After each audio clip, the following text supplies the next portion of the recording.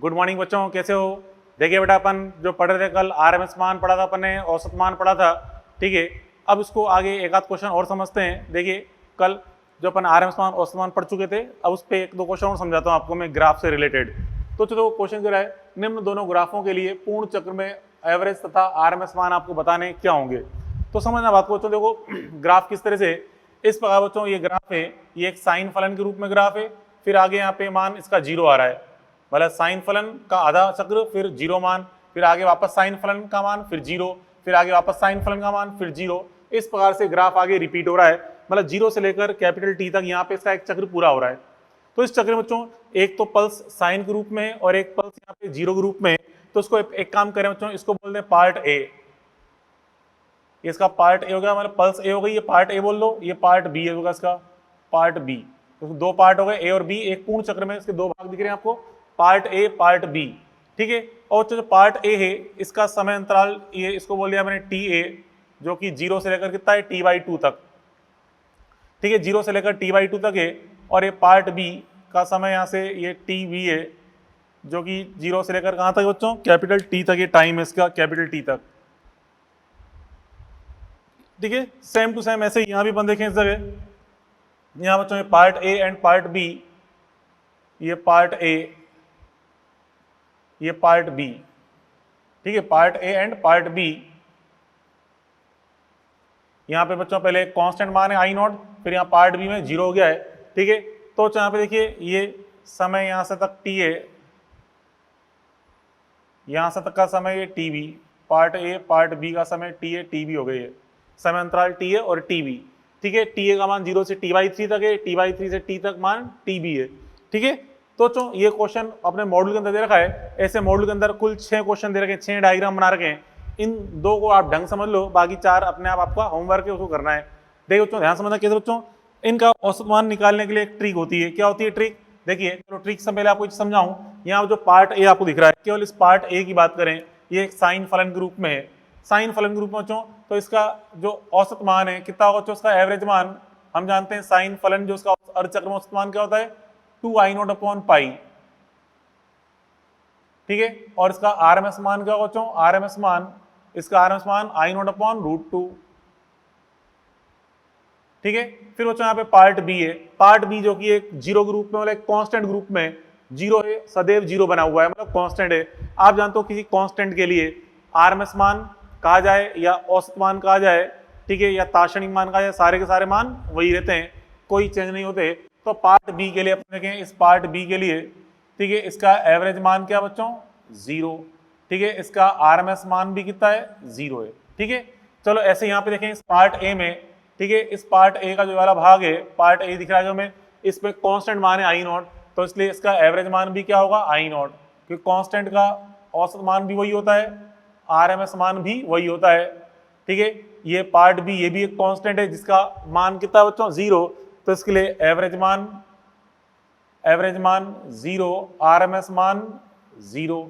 यही पल्स बच्चों अगर नीचे की तरफ होती नेगेटिव वर्ग, जैसे यहाँ धनात्मक वर्ग के रूप में, नीचे ऋणात्मक वर्ग के रूप में होती, तो अब यहाँ पे एवरेज मान तो क्या लेते हैं अपन, एवरेज मान लेते हैं माइनस आई नॉट, मतलब नीचे ये माइनस आई नॉट तक जाती नेगेटिव पल्स, ये पॉजिटिव पल्स, और नीचे negative pulse minus I not तक जाती, तो उसका औसत मान लेते हैं अपन माइनस आई नॉट, और उसका आरएमएस मान लेते अभी भी आई नॉट।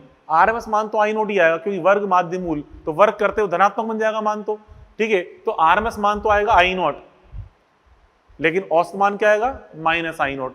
ऐसे बच्चों ये पार्ट जो बी है, इसका पार्ट बी नेगेटिव अर्धचक्र रूप में होता है, नेगेटिव पल्स के रूप में होता है, इसलिए नेगेटिव पल्स के रूप में, तो इसका औसत मान तो होता minus 2 I naught upon pi, minus 2 I naught upon पाई, लेकिन आरएमएस मान क्या होता, वही धनात्मक के रूप में आई नॉट अपॉन रूट 2।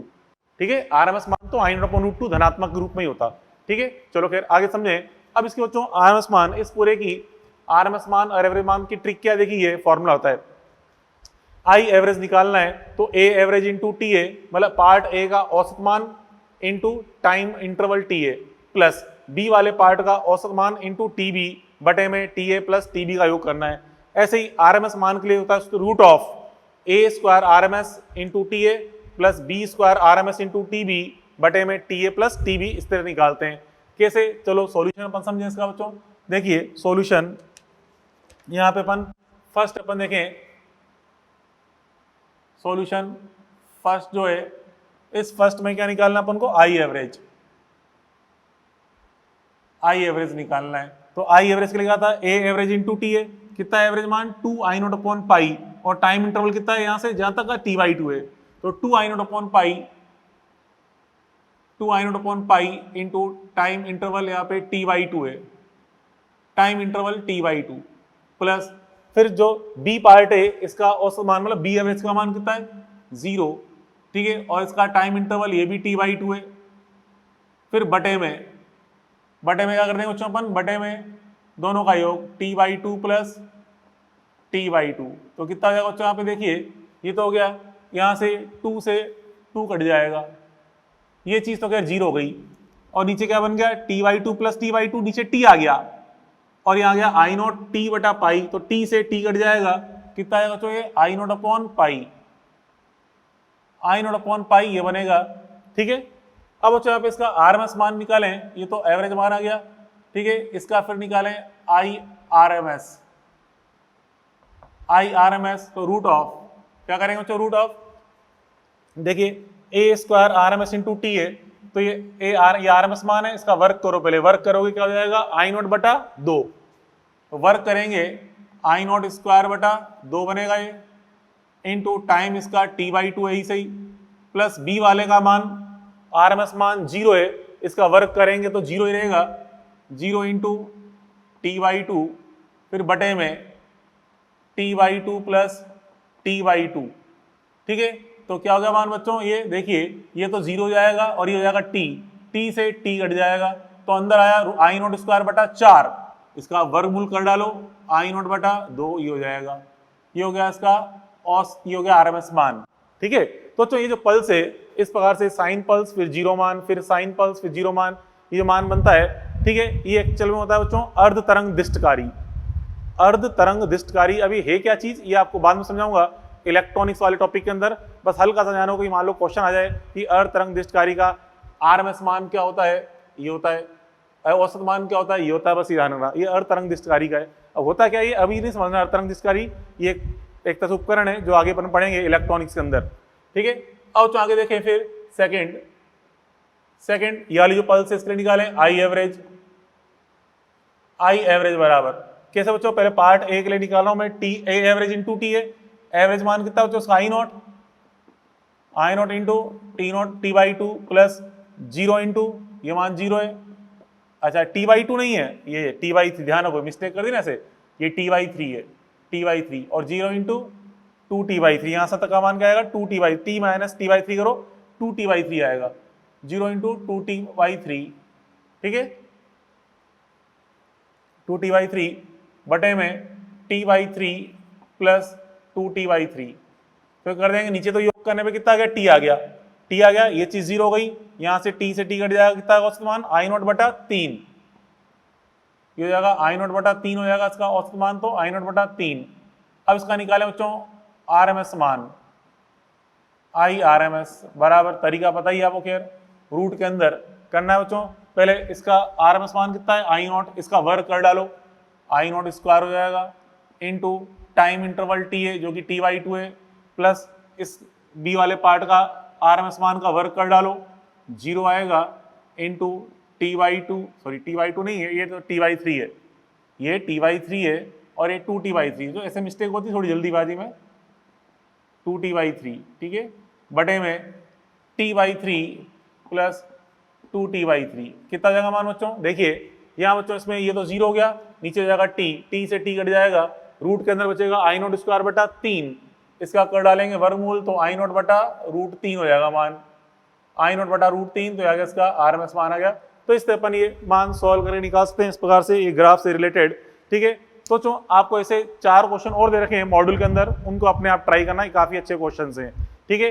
अब बच्चों देखो यहाँ पे इसमें कुछ इंपॉर्टेंट पॉइंट बताऊं, वो जो क्वेश्चन आपको दे रखे हैं उसके जस्ट बाद कुछ इंपॉर्टेंट पॉइंट्स दे रखे हैं, क्या है उनको समझ लो। देखिए पहले बच्चों फर्स्ट पॉइंट, निम्न प्रक्रिया में एसी का उपयोग नहीं कर सकते, किन किन में नहीं कर सकते, बैटरी व संधारित्र के आवेशन में। क्यों नहीं कर सकते, क्योंकि इसका आई एवरेज 0 होता है, कि आप देखो जो संधारित्र का आवेशन करते हैं तो बैटरी का धन सिरा एक प्लेट को लगाते हैं, ऋण सिरा दूसरी प्लेट की तरफ। तो जब आवेशन हो जाता है तो एक प्लेट पूर्णतः प्लस बन जाती है, दूसरी माइनस बन जाती है। लेकिन अगर आपने इसके लिए बैटरी की जगह अगर आपने मान लो एसी सोर्स का उपयोग किया तो एसी की क्या होती है, दिशा लगातार बदलती है, परिमाण लगातार बदलता है, दिशा बदलती है। तो जो एसी के लिए लगातार दिशा और परिमाण लगातार बदलते रहते हैं, ठीक है। दिशा लगा कभी क्लॉकवाइज, फिर एंटी क्लॉकवाइज, फिर क्लॉकवाइज, फिर एंटी क्लॉकवाइज, लगातार बदलने से तो संधारित्र की एक प्लेट एक बार प्लस बनेगी, फिर दूसरी माइनस हो जाएगी, फिर दूसरी प्लस बनेगी, फिर पहली माइनस हो जाएगी, फिर पहली प्लस, दूसरी माइनस। इस पर लगातार परिवर्तन चलता रहेगा और संधारित्र या कोई दूसरी बैटरी इसका आवेशन कर रहे हैं वो कंफ्यूज हो जाएगी, उसको पता नहीं चल पाएगा आवेशन किस प्रकार से करना है, मीन्स आवेशन हो ही नहीं पाएगा उस चीज का। तो आवेशन के लिए एक निश्चित दिशा में ही धारा प्रवाहित होनी चाहिए, तभी उस संधारित्र का एक निश्चित प्लेट पॉजिटिव बनेगी, या जिस बैटरी का अपन आवेशन कर रहे हैं बड़ी बैटरी से, उस बैटरी का एक टर्मिनल प्लस और दूसरा माइनस तक आवेशित हो पाएगा, ठीक है। तो बच्चों ये होगी, क्योंकि वस्तुमान क्या आ रहा है, 0 आ रहा है इसका, ठीक है। फिर सेकंड, विद्युत अपघटन में भी नहीं कर सकते, क्योंकि विद्युत अपघटन में क्या होता है बच्चों, जो इलेक्ट्रोलाइसिस प्रोसेस या इलेक्ट्रोप्लेटिंग प्रोसेस होता है, ठीक है, उसमें हम देखते हैं आयन जो लिक्विड है वो आयनों में व्यक्त हो जाता है, ठीक है। विद्युत अपघट्य आयनों में व्यक्त हो जाता है, पॉजिटिव आयन, ठीक है। जो पॉजिटिव आयन है वो कैथोड की तरफ, नेगेटिव आयन एनोड की तरफ इलेक्ट्रॉन लग जाते हैं, ठीक है। ये चीज अपन देखते हैं। अब बच्चों यहाँ पे अगर एसी प्रवाहित हो रही है तो यहाँ से बार बार एनोड कैथोड की जो डायरेक्शन चेंज होती जा रही है, ठीक है। एनोड पे कभी प्लस सिर्फ प्लस टर्मिनल आ रहा है, कभी एनोड कैथोड पे आ रहा है प्लस टर्मिनल, मतलब क्योंकि लगातार दिशा बदल रही है तो एनोड कैथोड खुद ही कंफ्यूज हो जाएंगे कि वो एनोड है या कैथोड है। तो बार बार आयनों का भी दिक्कत होगी, कभी इधर देखेंगे, कभी इधर देखेंगे, कभी इधर देखेंगे, आयन खुद कंफ्यूज हो जाएंगे मैं जाना किधर है, तो आयन कलेक्ट नहीं हो पाएंगे एनोड कैथोड पर। तो क्या मतलब है कि इस प्रक्रिया में अपन एसी का उपयोग नहीं कर सकते, ठीक है। बच्चों एसी, तो एसी के लिए अपन जो प्राय बात करते हैं, प्राय जो एक तरह से समरूप एसी की बात करते हैं, सामान्य एसी, यही कहते हैं कि एक तरह से या तो साइनोसोडल एसी हो गई, या कोसाइन एसी, या वर्गाकार एसी। तो सामान्यतः बच्चों एसी के लिए जो शिखर मान होता है वो सबसे ज्यादा होता है, उससे थोड़ा कम मान आरएमएस होता है, उससे कम मान आई एवरेज होता है, ये हमें याद रखना है, ठीक है। जबकि डीसी के लिए, डीसी भी कौन सी बच्चों, जो एक समान डीसी है, ठीक है। एक समान डीसी के लिए, एक समान डीसी के लिए या समरूप डीसी एक ही बात है, एक समान डीसी के लिए बच्चों आई नॉट बराबर आई आरएमएस बराबर आई एवरेज बराबर आई, सारे मान क्या होते हैं, समान। किसके लिए बच्चों, एक समान एसी के लिए, एक समान डीसी के लिए, मतलब इसका परिमाण लगातार नियत है, उसके लिए सारे मान एक ही होते हैं, क्लियर। अब उसका फिर देखिए ये ग्राफ देखिए, ये एक प्रत्यावर्ती धारा है, इस प्रकार से धारा का मान ये परिवर्तित हो रहा है लगातार। तो देखिए इस पॉइंट पर अगर अपन ढाल ज्ञात करें, इसका स्लोप ज्ञात करें, मतलब di/dt ज्ञात करें, तो di/dt का मान क्या आएगा, 0, क्योंकि ये क्षैतिज रेखा है, अर्थात ये क्षैतिज रेखा हॉरिजॉन्टल से कितना एंगल में आ रही है, 0 डिग्री, अर्थात यहाँ पे स्लोप का मान di/dt का मान 0 है, अर्थात न्यूनतम है। तो हम देख रहे हैं स्लोप मतलब di/dt मतलब धारा में परिवर्तन की दर, समझो क्या कह रहा हूं मैं, प्रत्यावर्ती धारा में परिवर्तन की दर का मान 0 आता है कब, जब इसका मान अधिकतम हो। क्योंकि देखिए पीक मान है, शिखर मान, जब i का मान शिखर है उस टाइम पे di/dt 0 है, तो प्रत्यावर्ती धारा का मान, प्रत्यावर्ती धारा के मान जब अधिकतम होता है उस समय परिवर्तन की दर इसकी 0 होती है, ठीक है। और इन मानों पर देखिए, इन मानों पे धारा की दिशा बदल रही है, यहां से इधर गई तो प्लस से माइनस आई, फिर यहां से माइनस से प्लस गई। तो जब धारा की दिशा बदल रही होती है उस समय धारा में परिवर्तन की दर का परिमाण अधिकतम होता है, क्योंकि यहाँ पे स्लोप, इस जगह स्लोप हम देख रहे हैं नॉन जीरो आ रहा है, अधिकतम आएगा। यहाँ ठीक है नेगेटिव स्लोप है, यहाँ पॉजिटिव स्लोप है, तो परिमाण की बात करें तो जितना परिमाण यहाँ मिलेगा स्लोप का उतना परिमाण यहाँ मिलेगा, अर्थात di/dt का मान अधिकतम होगा कब, जब धारा अपनी दिशा बदल रही होती है, ठीक है। ये देखा अपन ने। उसके बाद तो फिर एसी तथा डीसी दोनों ही समान रूप से ऊष्मीय प्रभाव दर्शाते हैं, अतः समान मान की डीसी व एसी का कौन सा मान, आरएमएस मान द्वारा कोई बल्ब समान रूप से चमकेगा, कोई भी बल्ब हो समान रूप से चमकता है, द्वारा बल्ब समान रूप से चमकता है, ठीक है। मतलब कोई भी बल्ब आपने ले रखा है, बल्ब ले रखा है, उसके साथ उस बल्ब को चाहे एसी के साथ कनेक्ट करें चाहे डीसी के साथ, दोनों के मान अगर समान है, से 10 एम्पियर डीसी है, उधर ही 10 एम्पियर आरएमएस मान वाली एसी है, उन दोनों को अपन एक किसी बल्ब में प्रोवाइड कर रहे हैं, एक बार एसी को एक बार डीसी को, तो दोनों ही केस में बल्ब की इंटेंसिटी समान होगी, ब्राइटनेस समान होगी, ठीक है। यहाँ पर 5वां पॉइंट, एसी को चौक कुंडली द्वारा आसानी से नियंत्रित किया जा सकता है, जबकि डीसी को नहीं। हम आगे पढ़ेंगे चौक कुंडली। चौक कुंडली बच्चों एक ऐसा उपकरण होता है जिसके द्वारा हम बिना परिपथ में, मतलब बिना परिपथ में ऊष्मा हानि के, मतलब ऊर्जा हानि के, ठीक है, परिपथ में कोई ऊर्जा हानि किए बिना आराम से एसी धारा का मान कम कर सकते हैं, आराम से एसी धारा का मान कम कर सकते हैं अथवा नियंत्रित कर सकते हैं एसी को, और परिपथ में कोई ऊर्जा हानि भी नहीं होती। जबकि डीसी को कम करना है तो डीसी को कम करने के लिए हम चौक कुंडली का उपयोग नहीं कर सकते, हमें परिपथ में श्रेणी क्रम में एक अन्य प्रतिरोध जोड़ना पड़ेगा, उससे डीसी का मान कम तो हो जाएगा, परंतु उस एक्स्ट्रा जो आपने प्रतिरोध आर जोड़ा है उसमें ऊष्मा के रूप में ऊर्जा की हानि होगी, उसे हम नहीं रोक सकते।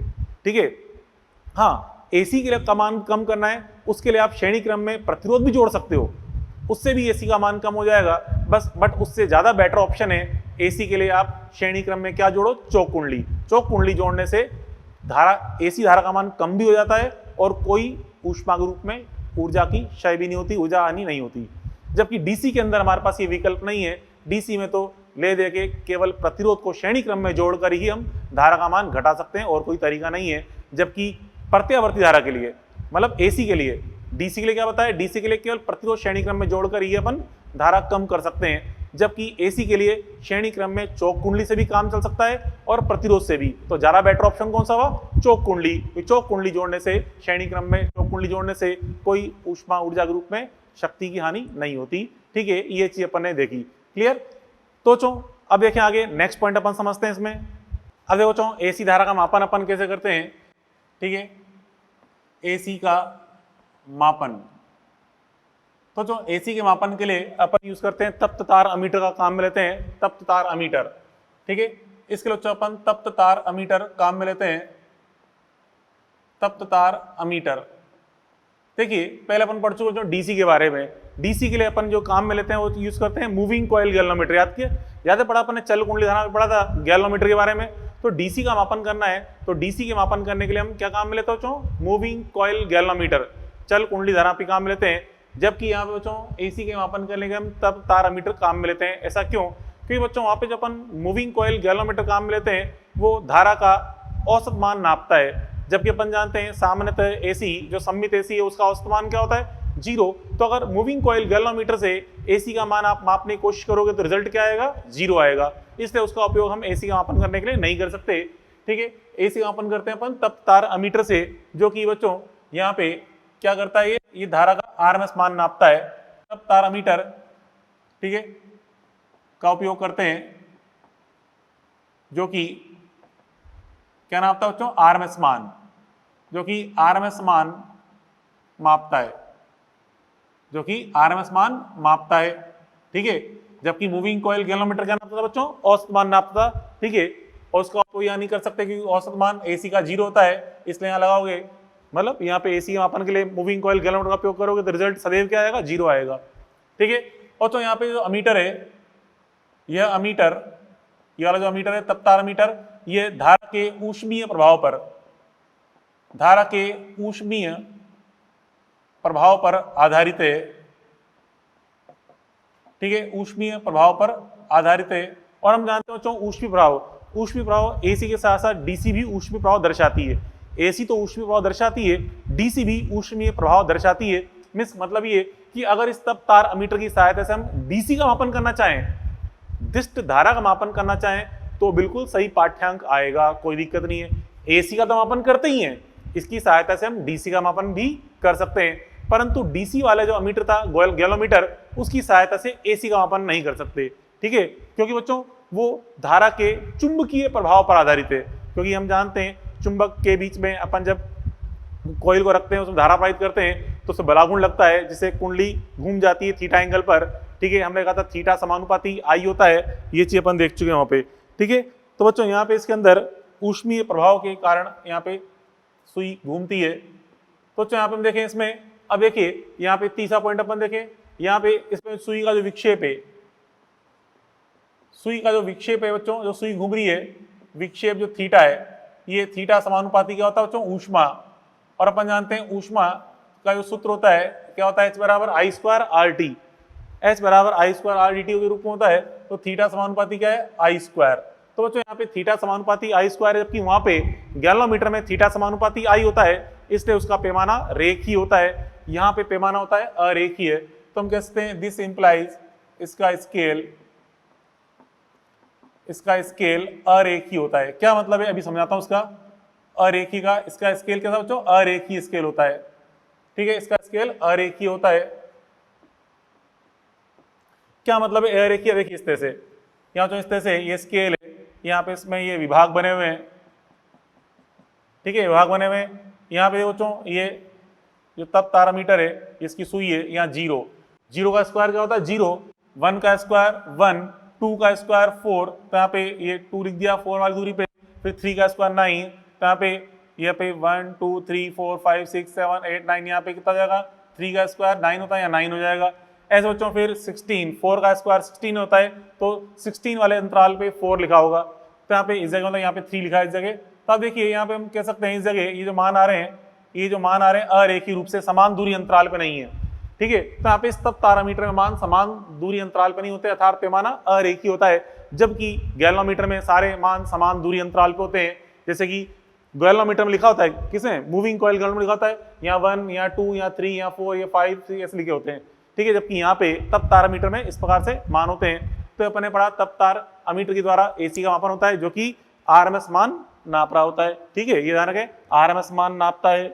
चलो अब आगे देखो बच्चों, नेक्स्ट पॉइंट इसके अंदर, ये तो अपन ने एसी का मापन अपन ने सीखा, ठीक है। अब उसके बाद फिर यहाँ पे नेक्स्ट पॉइंट अपन पढ़े कलांतर तथा कला आरेख, जो कि सबसे इंपॉर्टेंट टॉपिक है इस चैप्टर का। मतलब हर जगह हर क्वेश्चन में कलांतर कला आरेख के बारे में बात आएगी, इसलिए आप अब यहाँ से इस टॉपिक को ध्यान से पढ़िए। अभी तक तो अपन बेसिक पढ़ रहे थे, चैप्टर स्टार्ट यहाँ से होता है मेनली। हम देखें कलांतर, कलांतर व कला आरेख से, कलांतर व कला आरेख, ठीक है, इसको ध्यान समझने की कोशिश करें बच्चों, क्योंकि चैप्टर का मेन हर्ट यही है, ठीक है, मेन दिल यही है चैप्टर का, यहीं से सब कुछ चैप्टर पल्ले पड़ता है, कलांतर व कला आरेख। तो बच्चों देखो, हम जानते हैं प्रत्यावर्ती में इस चैप्टर में जो मतलब कोई प्रत्यावर्ती परिपथ है, प्रत्यावर्ती परिपथ में धारा और वोल्टेज दोनों ही साइनोसॉइडल रूप में परिवर्तित होते रहते हैं, ठीक है। अगर मान लीजिए बच्चों यहाँ पे एसी परिपथ में, समझना, एसी परिपथ में, एसी परिपथ में यदि आई बराबर, धारा आई बराबर I naught sine omega T plus phi one तथा वी बराबर V naught sine omega T plus phi two हो, तो देखो यहाँ पे इसमें मतलब ये धारा और वोल्टेज इस प्रकार से हम देख रहे हैं साइनोसॉइडल रूप में है। तो यहाँ बच्चों इसमें देखिए ये जो चीज लिखी है साइन के अंदर omega T plus phi one, तो इसे हम क्या बोलते हैं, इसे बोलते हैं फाई ऑफ आई, मतलब धारा की कला, धारा की कला, फाई ऑफ आई। और ये क्या बच्चों, ये क्या होता है फाई ऑफ वी, मतलब वोल्टेज की कला। क्या मतलब है कला का भी समझाऊंगा। कला का मतलब सिंपल जी समझ सकते हो, साइन के अंदर जो कोण है उसे हम कोण बोलते हैं। तो कला बोल लो या कला कोण बोल लो, एक ही बात है। साइन के अंदर टोटल एंगल लिखा है, ये क्या हो गया फाई आई बोल लो या फाई ऑफ आई, ये हो गया फाई, नीचे भी लिख लो फाई वी, या कहते हैं फाई ऑफ वी, मतलब वोल्टेज की कला हो गई है, ठीक है। अब बच्चों यहाँ पे इसमें इसको हम जो लिखा ना फाई ऑफ वी, इसको चलो जी लिखते हैं, इसको ऐसे लिखते हैं, फाई ऑफ आई को लिखता हूँ, फाई नीचे आई लिख दिया मैंने, मतलब आई की कला, इसको लिख दिया मैंने वोल्टेज की कला, ठीक है, ऐसे लिख दिया, चलो वोल्टेज कला और ये धारा की कला। अब तो यहाँ पे इसके अंदर यहाँ पे कलांतर निकालें, यहाँ कलांतर। अब तो इस परिपथ में जब कलांतर निकालना होता है तो कलांतर कैसे निकालते हैं, फाई बराबर, समझना, कलांतर निकाला जाता है वोल्टेज की कला माइनस धारा की कला करके, हमेशा, ठीक है। कलांतर वोल्टेज और धारा में कलांतर कैसे निकालते हैं, phi V minus phi I करके निकालते हैं कलांतर, ठीक है, सदैव phi V minus phi R ये करके कलांतर निकाला जाता है। अब जो कलांतर पर निकाला, अब इस कलांतर का मान, जो कलांतर पर निकाल रहे हैं, मतलब फाई वी माइनस फाई आई, इस कलांतर का मान पॉजिटिव आ सकता है, नेगेटिव आ सकता है। तो देखिए इसका मान पॉजिटिव कब आएगा, पॉजिटिव कब आएगा बच्चों इसका मान, और उसका मान नेगेटिव कब आएगा, नेगेटिव एंड पॉजिटिव। तो पॉजिटिव कब आएगा बच्चों, आप खुद समझ सकते हैं, जब यहाँ पे फाई वी का मान ज्यादा होगा फाई आई से, तो ये पॉजिटिव आएगा। इसका हम क्या बोलेंगे, अगर वोल्टेज की कला ज्यादा है अर्थात आगे है, ठीक है, तो हम कह सकते हैं जब V की कला, जब V की कला आगे है, V की कला आगे है, या कहते हैं अर्थात आई की कला पीछे, एक ही बात है। क्या मतलब है आगे पीछे का, अभी तो इसका मतलब भी समझाऊंगा अभी, देखिए। और बच्चों नेगेटिव कब आएगा, जब 5V मतलब ये छोटा हो अर्थात वोल्टेज की कला पीछे हो, ठीक है। जब V की कला पीछे अर्थात I की कला आगे हो,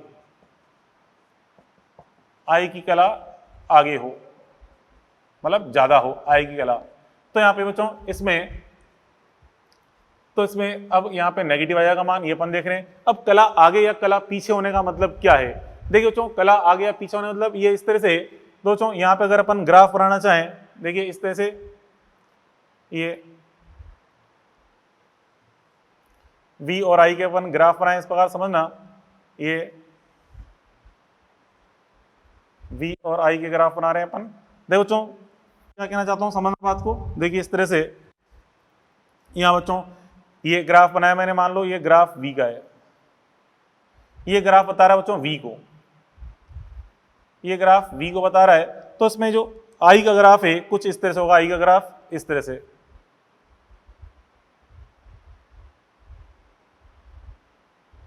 ठीक है। I का ग्राफ बच्चों कुछ इस तरह से आएगा, इस तरह से। तो आप समझो ये मैं कहना क्या चाहता हूं, मेरी भावनाओं को समझने की कोशिश करो तभी पल्ले पड़ेगा। क्योंकि आपसे कह रहा हूं इस चैप्टर का मेन हर्ट यही है, इसको ढंग से समझ जाओगे तो आगे कोई समस्या नहीं आएगी। तो चलो देखो ये V और ये I, ये बता रहा है I को। अब देखिए इसमें जो I का शिखर मान है बच्चों, ये शिखर मान I का है, और यहाँ पे इसमें वोल्टेज का शिखर मान ये है। तो वोल्टेज का शिखर मान और I का शिखर मान देखिए, बताइए सोच के, पहले शिखर मान किसका प्राप्त हो रहा है, वोल्टेज का या I का? पहले शिखर मान किसका प्राप्त हुआ है, वोल्टेज का। बाद में शिखर मान प्राप्त हुआ है I का, क्योंकि हम ये ग्राफ बना रहे हैं समय के साथ, टाइम के साथ। तो पहले वोल्टेज ने शिखर मान प्राप्त किया, बाद में धारा ने प्राप्त किया। अर्थात अगर यहाँ पे वोल्टेज की कला आगे है, इसका मतलब शिखर मान पहले कौन प्राप्त कर रहा है, वोल्टेज, बाद में प्राप्त कर रही है धारा, ठीक है, बाद में प्राप्त कर रही है धारा। तो जैसे कि मान लीजिए अगर बच्चों यहां से यहां तक का जो टाइम है, वोल्टेज का शिखर मान लीजिए जो प्राप्त हो रहा है कैपिटल T/4 समय पे प्राप्त हो रहा है, ज्यादा कैपिटल T/4 समय पहले प्राप्त हो रहा है आई की तुलना में। इस आई की तुलना में ये जो टाइम है इसको नीचे लेके आए, तो यहां से तक का जो टाइम है, लाल वाले बिंदु नीचे लेके आओ, नीला वाले बिंदु नीचे, उनके बीच जो समय अंतराल है वो समय अंतराल कैपिटल T/4 है, मतलब चौथाई चक्र। तो चौथाई चक्र समय अंतराल, तो चौथाई एंगल को कर दो 2π, पूरा एंगल, पूरे चक्र में एंगल कितना होता है 2π, तो चौथाई चक्र में एंगल कितना होगा π/2। तो हम कह देंगे कि V की कला I से π/2 आगे है, 90 डिग्री आगे है। या कहते हैं V जो मान प्राप्त कर रही है धारा से पहले शिखर मान, कितना समय पहले शिखर मान प्राप्त कर रही है, कितना समय, 1/4 चक्र पहले शिखर मान पहले प्राप्त कर रही है। ये चीज अपन ने देखी, ठीक है। तो समांतर और कलांतर रूप में अपन देख रहे हैं, तो यहाँ पे वोल्टेज का मान धारा से पहले शिखर मान को प्राप्त कर रहा है, अर्थात वोल्टेज की कला आगे है। ऐसे बच्चों यहाँ पे इसमें इस चीज को हम यहाँ समझना चाहें, इसमें देखिए यहाँ पे इसमें वोल्टेज की कला पीछे है, तो इसके लिए अगर अपन ग्राफ बनाएं तो क्या बनेगा, देखिए अब क्या बच्चों यहाँ पे जो बनाएं ग्राफ, ये वोल्टेज का ग्राफ बनाए, ये वोल्टेज,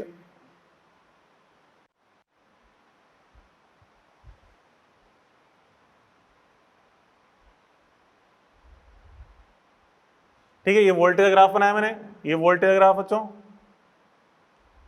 ये V का ग्राफ। तो यहाँ पे I का ग्राफ अगर बनाना चाहें तो I का ग्राफ हम कुछ ऐसे बना सकते हैं, इस तरह से।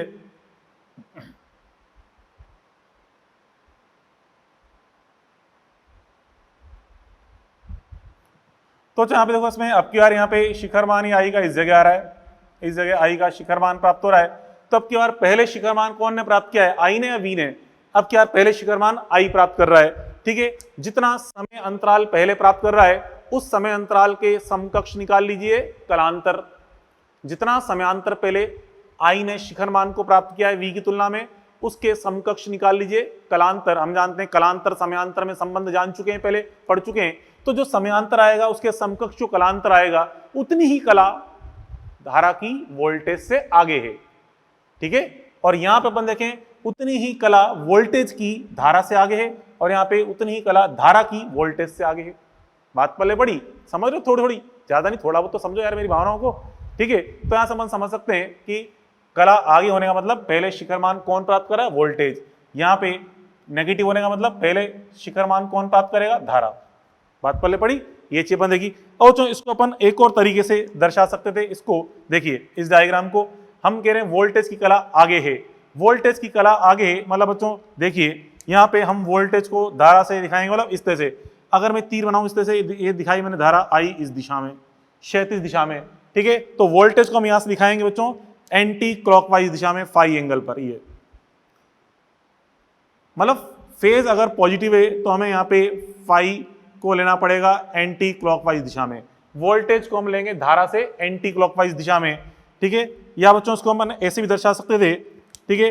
अगर मान लो धारा, ये वोल्टेज है बच्चों, वोल्टेज को दिखा दूं मैं, मान लो इधर दिखा रहा हूं वोल्टेज को, हॉरिजॉन्टल रूप में दिखा दिया वोल्टेज को, तो धारा को किधर दिखाना पड़ेगा बच्चों, हमें धारा को दिखाना पड़ेगा नीचे की तरफ, क्योंकि आगे तो कौन है, वोल्टेज, तो वोल्टेज ऊपर है, यहां भी वोल्टेज ऊपर है।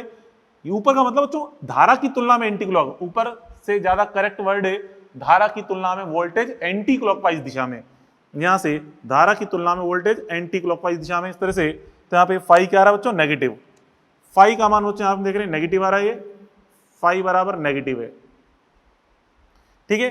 तो दोनों में से कोई सा भी चित्र बना लो, दोनों ही सही हैं, ये बनाएं अथवा ये बनाएं, दोनों ही करेक्ट हैं, ठीक है। ऐसे बच्चों यहां पे दर्शाना चाहें तब की बार बच्चों यहाँ पे वोल्टेज की कला पीछे, मतलब फेज डिफरेंस नेगेटिव है। नेगेटिव होने का मतलब अगर आप धारा को दिखा रहे हो हॉरिजॉन्टल डायरेक्शन में, ठीक है, अगर आप धारा दिखा रहे हो हॉरिजॉन्टल डायरेक्शन में, तो वोल्टेज को दिखाना पड़ेगा आपको किधर, धारा को दिखा रहे हैं हॉरिजॉन्टल डायरेक्शन में, तो वोल्टेज को दिखाना पड़ेगा यहां से क्लॉकवाइज दिशा में, मतलब नीचे की ओर। तभी यहां पे फाई का मान क्या कहलाएगा, नेगेटिव, वोल्टेज को दिखाएंगे क्लॉकवाइज दिशा में, ठीक है। ऐसे ही अगर आप वोल्टेज को दिखा रहे हो क्षैतिज दिशा में, तो हमें धारा को दिखाना पड़ेगा इससे क्लॉकवाइज दिशा में, मतलब नीचे की तरफ। यहां पे वोल्टेज दिखा है तो धारा आएगी ऊपर की ओर,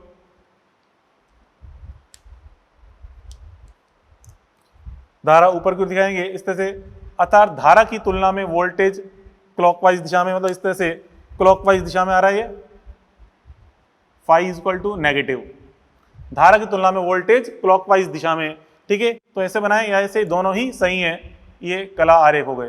तो इनको क्या बोलते हैं, कला आरेख, चाहे से बना ले चाहे से, दोनों ही सही हैं, ये कला आरेख हो गए। वैसे ज्यादातर तो इस रूप में चित्र आएंगे, ऐसा तो बाई चांस ही आएगा, मेन तो हमें इन चीजों को सीखना है, ठीक है। कब ऊपर या कब नीचे, ये चीज अपन देखी, मतलब वोल्टेज की कला आगे है तो वोल्टेज का तीर धारा की तुलना में किधर दिखाना है, एंटी क्लॉकवाइज दिशा में, और अगर वोल्टेज की कला पीछे है तो वोल्टेज का तीर धारा की तुलना में क्लॉकवाइज दिशा में दिखाना है। बस इतना सा दिमाग में सेट कर लो, इतना ही काफी है, ठीक है। ये आगे बच्चों, अब देखिए कलांतर ज्ञात करने के लिए बच्चों, कलांतर ज्ञात करने के लिए यहाँ पे मतलब वोल्टेज और धारा में कलांतर ज्ञात करनी है, तो आई और वी दोनों की समीकरण है धनात्मक साइन थीटा के रूप में होनी चाहिए। तो आगे चिन्ह क्या आ रहा है, पॉजिटिव, कुछ भी नहीं है, चिन्ह पॉजिटिव मानते हैं, मतलब धनात्मक साइन के रूप में होना जरूरी है, तभी कलांतर हम आराम से ज्ञात कर सकते हैं, phi V minus phi I करके। और अगर आई या वी दोनों में से कोई भी या दोनों ही धनात्मक साइन के पदों में नहीं है, तो पहले उसे कन्वर्ट करेंगे। कैसे, देखिए, कलांतर ज्ञात करने के लिए पहले वी व आई दोनों को निम्नानुसार प्लस साइन थीटा के रूप में परिवर्तित करें। कैसे, जैसे अगर बच्चों माइनस साइन ओमेगा टी के रूप में, तो क्या लिख देंगे, साइन ओमेगा टी प्लस पाई, कॉस ओमेगा टी है तो sign omega T plus pi by 2, minus cos omega T है तो sign omega T minus pi by 2। और अगर यहाँ पे ऐसे साइन ओमेगा टी प्लस वो भी कॉस ओमेगा टी, दोनों का इस तरह से प्लस के रूप में मिक्सचर है, तो हम क्या करेंगे, इसे लिखेंगे root of A square plus B square sine omega T plus tan inverse B upon A. ये सिखा चुका हूं आपको बचपन में मैं, ठीक है, ऐसे अपन ने देखा था, इससे कन्वर्ट कर लेते हैं। चलो अब इस पे एग्जांपल बताऊं मैं। देखिए आपसे कहा है v बराबर 10 sign omega T plus pi by 3 है और i का मान 5 कॉस ओमेगा टी है, तो कलांतर ज्ञात करना है, क्या होगा। तो कैसे ज्ञात करेंगे बच्चों, देखिए सॉल्यूशन समझे। यहाँ पे इसमें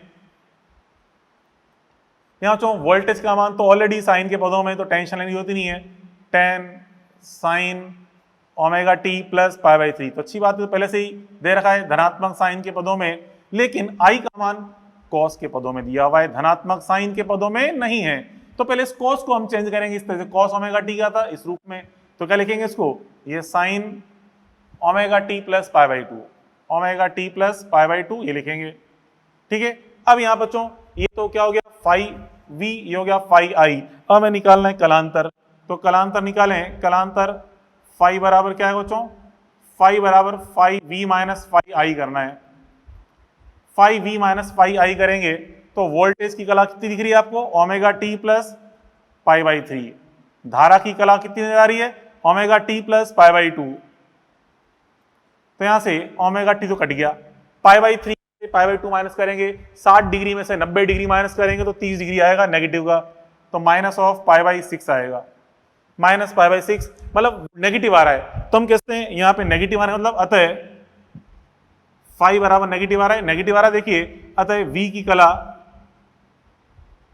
कला पाई बटा 6, वाई कला V की कला I से, V की कला I से, I की कला से पाई बटा 6 पीछे होगी, ठीक है। V की कला I कला से पाई बटा 6 पीछे होगी, कोई नेगेटिव है मान, तो यहाँ पे कलांतर रूप में ग्राफ बनाया जाए तो यहाँ पे देखिए अगर मैं क्षैतिज रूप में दिखाऊं I, ये मैंने अगर I दिखा दिया तो वोल्टेज कहाँ दिखाना पड़ेगा, वोल्टेज की कला पीछे, मतलब I की तुलना में क्लॉकवाइज दिखाना पड़ेगा। तो मतलब इस तरह से I की तुलना में क्लॉकवाइज दिखाएंगे V को, मतलब इस तरह से ये, और फाई इज इक्वल टू कितना आ रहा है यहाँ पे negative pi by 6 minus pi by 6 ये आ गया। इस प्रकार से अपन ने सब कलांतर कला आरेख ग्राफ बना लिया अपन ने, ठीक है। इस प्रकार से अपन एक कला आरेख ग्राफ बना सकते हैं इसके लिए। चलो इस पे एक और एग्जांपल ये कि मॉड्यूल में आप सॉल्व एग्जांपल 19 को देखें, वो भी एक काफी अच्छा क्वेश्चन है, उसको भी एक बार आप ट्राई करना, ठीक है। तो चलो ये तो अपन ने देखे इसके अंदर यहाँ पे कलांतर और कला आरेख। अब देखिए इन चीजों का यूज क्या होता है, इसको अपन आगे अगले टॉपिक के अंदर पढ़ेंगे। अब हम नेक्स्ट टॉपिक पढ़ने जा रहे हैं, एसी परिपथ में जो बेसिक एलिमेंट्स हैं कौन कौन से कनेक्टेड हो सकते हैं, ठीक है। हम देखें बच्चों यहाँ पे एक तो प्रतिरोध जुड़ा हो सकता है, एक प्रेरकत्व जुड़ा हो सकता है मतलब एल, और एक संधारित्र, ठीक है। प्रेरकत्व और एक संधारित्र ये तीन चीजें जुड़ी हो सकती हैं, ठीक है। तो पहले इनका अलग अलग पढ़ते हैं, अलग अलग जोड़ा जाए, मतलब केवल एक प्रतिरोध आर को जोड़ा जाए, केवल प्रेरकत्व एल को जोड़ा जाए, केवल संधारित्र सी को जोड़ा जाए, तो उसकी क्या क्या प्रॉपर्टीज होंगी, क्या क्या बेसिक पॉइंट्स होंगे, पहले अपन उनको सीखते हैं। फिर उसके बाद पढ़ेंगे इनके संयोजन, श्रेणी क्रम संयोजन, समांतर क्रम संयोजन क्या क्या होंगे वो आगे देखेंगे। तो चलो देखिए बेसिक एलिमेंट्स क्या हैं। अब सोचो ये बेसिक एलिमेंट्स के बारे में समझे अपन, तीन एलिमेंट बताया आपको मैंने, एक तो प्रतिरोध, एक प्रेरकत्व और एक संधारित्र, ठीक है। ये तीन एलिमेंट्स होते हैं, ठीक है। प्रतिरोध आर हो गया, ये संधारित्र प्रेरकत्व एल हो गया, संधारित्र सी, इस प्रकार से। अभी पहले अपन तीनों को अलग अलग अलग अलग इस प्रत्यावर्ती स्रोत के साथ जोड़कर देख रहे हैं इसकी क्या क्या प्रॉपर्टीज आ रही हैं। उसके बाद फिर अपन देखते हैं इनके संयोजन के बारे में। तो देखो सबसे पहले यहाँ पे इसमें इस प्रकार से एक प्रतिरोध है, इस पे अपन ने प्रत्यावर्ती स्रोत आरोपित किया है, V बराबर V not sine omega T. यहाँ से कुल धारा I स्टार्ट हुई, वही कुल धारा I इस प्रतिरोध R के अंदर भी जाएगी, ठीक है। तो बच्चों यहाँ पे इस प्रकार से ये अपन देख रहे हैं। अब बच्चों यहाँ पे इसमें देखिए आप ये देखो इस VR का मान, क्योंकि ये जो प्रत्यावर्ती स्रोत है इस R के साथ जुड़ा हुआ है, तो पूरा की पूरा वोल्टेज इस R पर आरोपित हो रहा है, अर्थात इस VR का मान मतलब पोटेंशियल डिफरेंस ऑन R, प्रतिरोध पे जो विभवांतर है वो किसके बराबर होगा, V के बराबर। यहाँ से हम कह सकते हैं बच्चों यहाँ जो बच्चों VR का मान है, VR बराबर क्या होगा बच्चों, VR का मान यहाँ पे V होगा, और अपन जानते हैं VR बराबर क्या बनता है I इंटू आर, तो I इंटू आर, VR को लिख दें I इंटू आर, तो I इंटू आर बराबर V का मान V not sine omega T रख दिया अपन ने। अब यहाँ से अगर मैं I निकालूं क्या आएगा बच्चों, I का मान I बराबर यहाँ रख देंगे V नॉट अपॉन आर हो जाएगा, V not upon R sine omega T, I बराबर V not upon R sine omega T, ठीक है। तो इसको हम लिखते हैं फिर V नॉट अपॉन आर को I नॉट लिख दें, तो I बराबर I not sine omega T. ये बच्चों इसमें ये धारा प्राप्त हुई, I बराबर I not sine omega T, ये इतनी धारा प्रवाहित हो रही है, और ये वोल्टेज है V बराबर V not sine omega T. तो यहाँ से अगर अपन निकालें कलांतर का मान, ठीक है, तो यहाँ से हम देखें एक स्टार पॉइंट ग्रुप में देखें कलांतर फाई निकालें, फाई बराबर कैसे निकालते हैं, phi V minus phi I करके, phi V minus phi I, तो वोल्टेज कला ये रही V बराबर V not sine omega T है, तो वोल्टेज कला बच्चों यहाँ बच्चों ओमेगा टी, और धारा की कला यहाँ भी देखो इसमें ओमेगा टी आ रहा है साइन के अंदर, ओमेगा टी से ओमेगा टी कैंसिल हो गया, कितना है 0, फाई बराबर 0 आया। मतलब यहाँ से हम देख रहे हैं फाई बराबर 0 होने का मतलब प्रतिरोध में वोल्टेज की कला धारा की समान कला में होती है। तो बच्चों यहाँ से हम कह सकते हैं अतः V व I समान कला में, V व I समान कला में होंगे, ठीक है। v व i समान कला में होंगे, समान कला में होंगे, और जो समान कला में होंगे तो उनका कलांतर ग्राफ बनाएं। तो कला आरेख ग्राफ कैसा बनेगा बच्चों? देखिए इस प्रकार से, अगर यहाँ पे क्षैतिज दिशा में मैं दिखा रहा हूँ आई को, तो वोल्टेज की भी कला हम का दिखाएंगे क्षैतिज दिशा में इस प्रकार से, दोनों का एरो क्षैतिज दिशा में आएगा। मतलब अगर धारा को मैं यहाँ पे आई इस दिशा में दिखा रहा हूँ तो वोल्टेज को भी हम इसी दिशा में दिखाएंगे, मतलब वी आर को। ठीक है, तो यहाँ पे वोल्टेज इसी दिशा में आ रहा है, मतलब फाई का मान कितना बच्चों यहाँ पे 0 है, फाई बराबर 0 आ रहा है। क्लियर, ये चीज अपन ने देखी, बात पहले पढ़ी। ये सारे जो चीजें दिखा रहा हूँ सारी चीजें अपन इसके अंदर पढ़ेंगे, इसके अंदर भी निकालेंगे। चलो उसके बाद फिर अपन देखें, ये फाई निकाल लिया, यहाँ से हम देख रहे हैं इस आर का मान। ठीक है, फिर अगला स्टार पॉइंट देखो यहाँ पे, इसमें यहाँ जो आर का मान है, आर इज प्रोपोर्शनल टू होता है बच्चों एफ पावर 0, मीन्स इसकी जो फ्रीक्वेंसी है, यहाँ जो सोर्स की फ्रीक्वेंसी है एफ, एफ मतलब यहाँ पे omega, omega is equal to क्या होता है 2 पाई एफ होता है, omega is equal to 2 pi F. ठीक है, यहाँ पे अंदर एफ छुपा हुआ है। तो अगर हम आवर्ती एफ का मान चेंज करेंगे तो प्रतिरोध चेंज होगी। प्रतिरोध का मान फिक्स है बच्चों, प्रतिरोध का मान आवर्ती स्रोत की आवर्ती पे डिपेंड नहीं करता। एफ समानुपाती होता है, फ्रीक्वेंसी पावर 0 होता है, अर्थात आर का एफ के साथ अगर ग्राफ देखा जाए कि अलग अलग आवर्ती का उपयोग किया जाए स्रोत की, तो बताइए प्रतिरोध पे क्या फर्क पड़ेगा? देखें कोई फर्क नहीं पड़ेगा, ग्राफ कैसा आएगा? कांस्टेंट। आर का एफ के साथ ग्राफ क्या बनेगा बच्चों? कांस्टेंट ग्राफ बनेगा। मतलब अतः यदि अगर बच्चों फ्रीक्वेंसी इज इक्वल टू अपन यूज करें 0, यदि फ्रीक्वेंसी इज इक्वल टू 0 अर्थात डीसी की फ्रीक्वेंसी क्या होती है? 0। यदि फ्रीक्वेंसी 0 हो या फ्रीक्वेंसी वेरी हाई हो, फ्रीक्वेंसी इज इक्वल टू 0 या F is equal to very high, मतलब दैट इज एसी, मतलब फ्रीक्वेंसी 0 हो या वेरी हाई हो तो ही बच्चों आर का मान क्या रहता है? सेम। ठीक है, तो भी कैपिटल आर का मान सेम ही रहेगा, आर का मान सेम ही रहेगा। तो ये अपन ने प्रॉपर्टी पढ़ी किसके बारे में? आर के बारे में, प्रतिरोध के बारे में। ठीक है, चलो अब ये जो अपन ने प्रॉपर्टीज यहां देखी, ये प्रॉपर्टीज अपन पढ़ते हैं प्रेरकत्व के बारे में, ये सारे मान। तो चलो देखो यहां से अपन ने ये वोल्टेज से स्टार्ट किया था, यहां भी अपन इससे स्टार्ट करें। देखो ये एल है, इसके साथ अपन ने ये सप्लाई जोड़ रखा है, प्रत्यावर्ती सप्लाई, इससे टोटल धारा आई आ रही है, वही इसके अंदर जा रही है एल के अंदर। ठीक है, तो यहाँ पे इस टोटल वीएल का मान किसके बराबर होगा? इस वोल्टेज के बराबर ही होगा, सप्लाई के बराबर। तो यहाँ से हम कह सकते हैं यहाँ बच्चों इस वीएल का मान क्या है बच्चों? वी के बराबर ही होगा। अब यहाँ तो अपन ने वी आर का मान लिखा आई इंटू आर, बट यहाँ पे वी आर का मान, वीएल का मान है, ये क्या होता है? L D I upon D T. याद करो, पहले पढ़ चुके हैं अपन ईएमआई वाला टॉपिक। तो इस प्रेरक के सिरों पर विभवांतर होता है L D I upon D T group में होता है, L D I upon D T. तो जो हमारा उद्देश्य क्या है, हमें यहाँ पे निकालना है धारा का मान, निकालना है कैसे भी करके। तो यहाँ पे धारा का मान कैसे ज्ञात करें बच्चों? देखिए यहाँ तो अपने वी आर बराबर आई इंटू आर रखे, आई निकाल लिया। अब यहाँ पे धारा कैसे छुपी हुई है? इसके अंदर वीएल बराबर होता है L D I upon D, यहाँ छुपी हुई धारा डी आई के रूप में, कर डालो इसका समाकलन, निकाल डालो आई। तो जो क्या आएगा देखिए, यहाँ से कैसे निकालेंगे? ये वी का मान ये रख दिया मैंने, अब यहाँ से आई निकालना है तो पहले डी आई निकालें। तो डी आई बराबर क्या होगा? ये हो जाएगा V not upon L sine omega T D T. ठीक है, अब यहाँ से इसका करेंगे समाकलन, तो आई बराबर क्या हो जाएगा? समाकलन कर रहे हैं तो वी नॉट अपॉन एल तो कांस्टेंट है, integration sign omega T D T. ठीक है, अब बच्चों साइन का जो समाकलन होता है क्या होता है? माइनस कॉस ओमेगा टी के रूप में। तो जाएगा ये वी नॉट अपॉन एल, ये जाएगा बच्चों समाकलन माइनस कॉस ओमेगा टी, और यहाँ पे इस ओमेगा टी के अवकलन का भाग लग जाएगा। ये लो ओमेगा का भाग लगा दिया अपन ने इस प्रकार से, 1 अपॉन ओमेगा कर दिया। ठीक है, ये हो गया इसका समाकलन। अब बच्चों यहाँ पे देखिए क्या हो जाएगा, ये ओमेगा को बाहर लिख दो, इसको लिख दिया मैंने V not upon omega L लिख दिया, लिख सकते हैं V not upon omega L. अब ये अंदर क्या बचा? Minus cos omega T, minus cos omega T है, तो देखिए इसको मैं लिखता हूँ cos omega T minus pi by 2 लिखते हैं।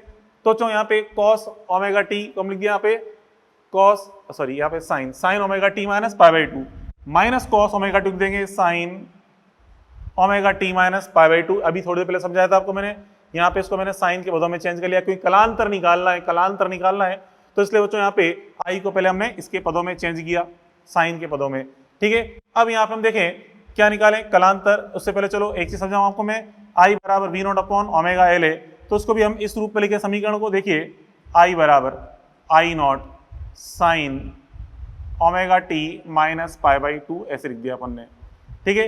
ये अपने धारा का मान लिख दिया, यहाँ पे आई का मान निकाल लिया। तो गौर से बच्चों यहाँ पे जो आई का मान निकल के आया, इस आई के मान की कला यहाँ पे omega T minus pi by 2 है, जबकि वी कला ओमेगा टी है, ठीक है। अब यहाँ पे निकालें, यहाँ पे देखें आई नॉट, यहाँ आई नॉट क्या है, जैसे आपने कहा आई नॉट यहाँ पे वी नॉट अपॉन आर था, यहाँ जो आई नॉट है, यहाँ बच्चों आई नॉट का मान कितना है, आई नॉट बराबर कितना है बच्चों, V not upon omega L. अब देखिए यहाँ पे जो आई नॉट था, आई नॉट क्या था, वी नॉट अपॉन आर था, आई नॉट का मान वी नॉट अपॉन आर था, मतलब वोल्टेज बटा रेजिस्टेंस।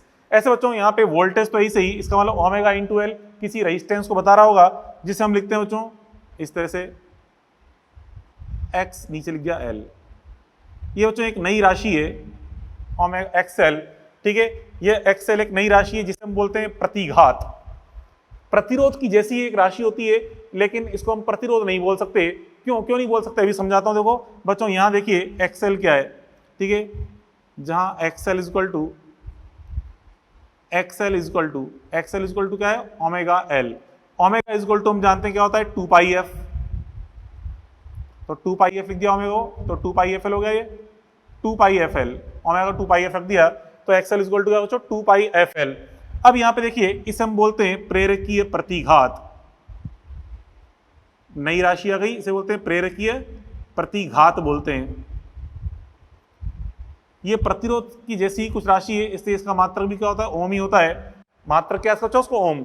तो उसको प्रतिरोध क्यों नहीं बोलते, इसका नया नाम क्यों रखा अपन ने, क्योंकि गौर से देखिए एक्सएल का मान एफ पे डिपेंड कर रहा है, एक्सएल समानुपाती क्या रहा है, एफ, मतलब एक्सएल का मान एफ पे डिपेंड कर रहा है, परंतु आर का मान अपन ने कहा था, इस आर का मान फ्रीक्वेंसी पे डिपेंड नहीं करता, इसलिए इसको प्रतिरोध नहीं बोल सकते, इसको हमने एक अलग ही राशि बोल दी, प्रतिघात। क्योंकि प्रेरक का प्रतिघात है, इसलिए इसको बोलते हैं प्रेरकीय प्रतिघात बोलते हैं, ठीक है। इसका मात्रक क्या होता है बच्चों, ओम होता है, ठीक है। अब यहाँ पे देखें इसके आगे नेक्स्ट पॉइंट के रूप में समझे, जैसे हमने कहा था यहाँ आर समानुपाती एफ पावर 0 था, मतलब एफ पे डिपेंड नहीं करता, परंतु एक्सएल का मान, यहाँ बच्चों जो एक्सएल का मान है, देखिए एक्सएल समानुपाती क्या आ रहा है, एफ आ रहा है, एक्सएल समानुपाती एफ आ रहा है, तो इसलिए एक्सएल का अगर एफ के साथ ग्राफ बनाया जाए तो ग्राफ कैसा बनेगा, ये एक्सएल का एफ के साथ ग्राफ आएगा स्ट्रेट लाइन रूप में, क्योंकि समानुपाती रूप में आ रहा है, ठीक है। अब यहां बच्चों इसमें यहां देखिए, चलो कलांतर रूप में निकालें अपन, कलांतर निकालें, जैसे यहां निकालता कलांतर फाई बराबर phi V minus phi R करेंगे, ठीक है। फाई बराबर phi V minus phi R. चलो उससे पहले अपन एक काम करते हैं, कलांतर पहले निकाल लेते हैं, बाद में एक्सेल के रूप में लिखते हैं, थोड़ा सीक्वेंस, जैसे पहले यहाँ पे लिखा था फाई, यहाँ पहले फाई निकाल लेता हूँ, ठीक है। तो चलो तो यहाँ पे बच्चों फाई निकालें, तो यहाँ पे फाई निकाल रहे हैं, फाई बराबर क्या होता है, फाई वी माइनस फाई आई कर रहा हूं पे, ठीक है। तो फाई वी वोल्टेज कला कितनी है, ओमेगा टी है, ओमेगा टी। धारा की कला कितनी है बच्चों, ये रही, निकाला था अपने omega T minus pi by 2, omega T minus pi by 2। तो यहाँ से ओमेगा टी से ओमेगा टी कट गया, माइनस इंटू माइनस प्लस बन जाएगा, इक्वल टू क्या आ गया, प्लस पाई बाई 2। अच्छा प्लस पाई बाई 2 आने का मतलब क्या है, अतः वी की कला पाई बाई 2 आगे है, तो हम कहते हैं अतः कि पॉजिटिव है, अतः वी की कला आई से पाई बटा 2 आगे है, वी कला आई से पाई बटा 2 आगे है। इसका मतलब बच्चों अगर मैं यहाँ पे वोल्टेज धारा को दिखाऊं हॉरिजॉन्टल दिशा में इस प्रकार से, तो वोल्टेज में कहाँ दिखाना पड़ेगा, ऊपर की तरफ दिखाना पड़ेगा, इस तरह से वोल्टेज यहाँ दिखाना पड़ेगा, ठीक है, मतलब एंटी क्लॉकवाइज दिशा में। और यहाँ से फाई इज इक्वल टू क्या आ रहा है, plus pi by 2, phi is equal to plus pi by 2 के रूप में ये आ रहा है मान, ठीक है। फाई कितना बच्चों, पॉजिटिव, क्लियर, ये अपन देख लिया।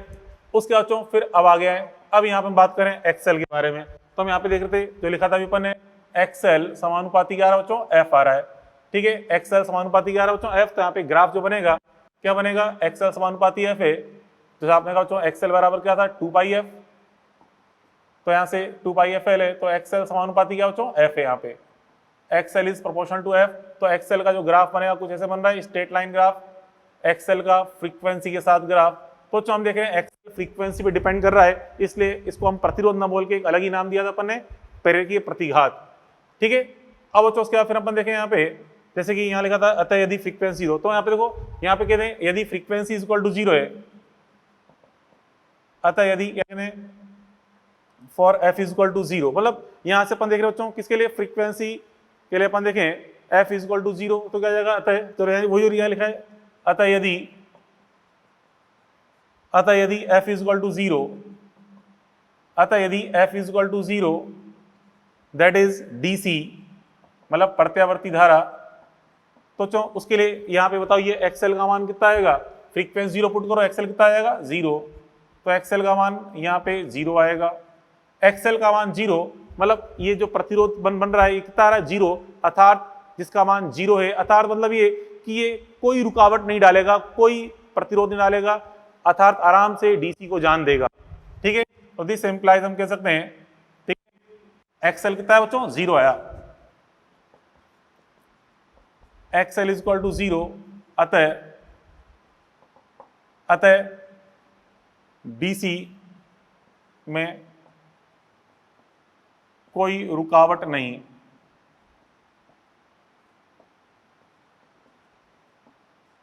डीसी में कोई रुकावट नहीं करता, आराम से जाने देता है, अतः डीसी को जाने देगा, मतलब कोई रुकावट नहीं डालेगा, डीसी में कोई बाधा नहीं डालेगा। ठीक है, उसके बाद फिर हम देखें यहाँ पे, तो हम कहते हैं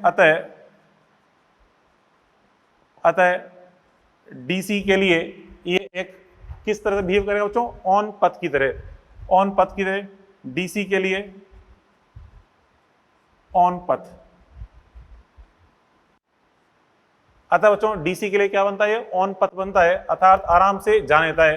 ठीक है, अब देखें बच्चों, अतः यदि, अब देखें फ्रीक्वेंसी अगर अनंत है, वेरी हाई है, frequency is equal to very high frequency, मतलब दैट इज एसी, प्रत्यावर्ती धारा है, तो बच्चों प्रत्यावर्ती धारा के लिए आप देखें एक्सएल का मान क्या आएगा, उच्च आएगा, XL is equal to very high, तो वेरी हाई है तो हम कह देंगे एसी में उच्च बाधा डालेगा। ठीक है, अतः एसी में उच्च बाधा, एसी में उच्च बाधा उत्पन्न करेगा, ये एसी बच्चों उच्च बाधा उत्पन्न करेगा, उच्च रुकावट डालेगा। ठीक है, और हम कहते हैं अर्थात ये एसी के लिए एक ऑफ पथ की तरह बिहेव करने की कोशिश करेगा, मतलब उच्च रुकावट डालेगा। तो यूं समझ सकते हैं अपन एसी के लिए ये उच्च बाधा उत्पन्न कर रहा है, ये अपन देख लिया। ठीक है, चलो इतना बहुत है। अब यहाँ पर इसमें देखिए ये किसको जाने दे रहा है, आराम से किसको जाने दे रहा है, आराम से डीसी को जाने दे रहा है, कोई रुकावट नहीं डाल रहा, अर्थात लो फ्रीक्वेंसी को, ये फ्रीक्वेंसी 0 है और ये वेरी हाई है, लो फ्रीक्वेंसी को आराम से जाने दे रहा है, अर्थात आराम से गुजरने दे रहा है, ये किसको, लो फ्रीक्वेंसी को, इसलिए हम एल को बोलते हैं लो पास फिल्टर। ठीक है, हम कहते हैं अतः एल को क्या बोलते हैं, लो पास फिल्टर बोलते हैं, लो पास फिल्टर कहते हैं, लो पास फिल्टर कहते हैं क्योंकि स्मॉल फ्रीक्वेंसी को, ठीक है, स्मॉल फ्रीक्वेंसी वाली एसी को जाने देता है, स्मॉल फ्रीक्वेंसी वाली धारा को जाने देता है, धारा को पास होने देता है, मतलब जाने देता है।